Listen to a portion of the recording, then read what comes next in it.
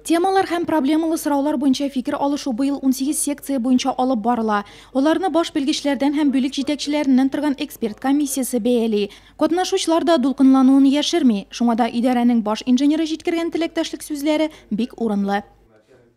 Пусть победит сильнейший. Успехов вам, дерзайте и никогда не останавливайтесь. Фәнни гамәли эшләрне тыңлау 4 аудиториягә бүленде. Идарә итү аппаратының актлар залында барлыгы 22 эш каралды. Нефть һәм газ сәнәгате технологияләре буенча яшь белгечләр инглиз телендә чыгыш ясады.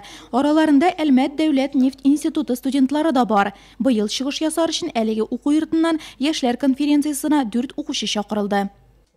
Я буду представлять работу бурения многоствольных скважин с применением системы сплиттер. Это американская технология бурения скважин. В России не распространенная, достаточно тяжелая, и хочу попробовать предложить ее в данной компании.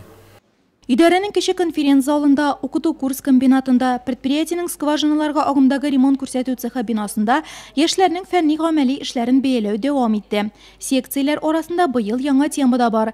Нефть һәм газ чыганакларын эшкәртү һәм җайлау процессларын маркшейдерлык тәэмин итү буенча бер эш тыңланды.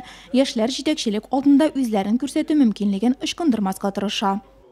Я работаю в НГУ «Латнефть» совсем недавно, еще 5 месяцев буквально, поэтому решил показать себя на данной конференции.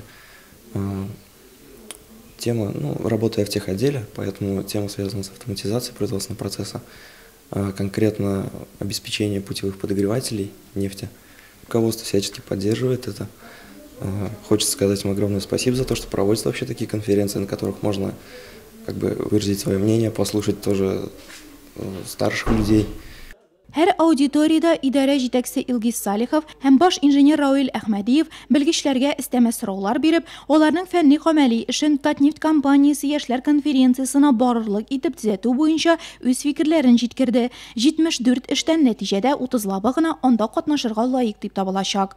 Ежегодно идет новые направления, процессное управление, проектное управление, сейчас реструктуризация, то есть направление работы ежегодно улучшается, меняется, и каждый год работают молодые специалисты над улучшением и работ с целью получения прибыли компании, с целью снижения стоимости добычи и подготовки нефти.